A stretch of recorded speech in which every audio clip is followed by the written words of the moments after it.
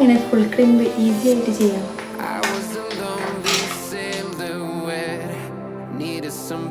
First year two year sections എടുക്കുക.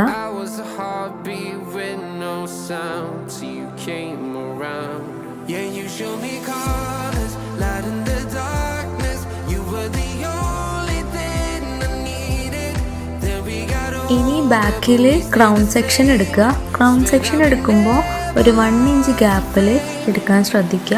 അങ്ങനെ എടുക്കുമ്പോൾ നമുക്ക് ഹാൻഡിൽ ചെയ്യാൻ ഈസിയാണ്.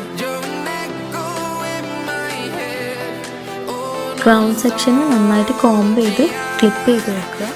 ഇനി ബാക്കിലെ ഹെയർസ് 2 പാർട്ടീഷൻ ആക്കി സെക്ഷൻസ് എടുത്ത് ക്ലിപ്പ് ചെയ്ത് വെക്കുക.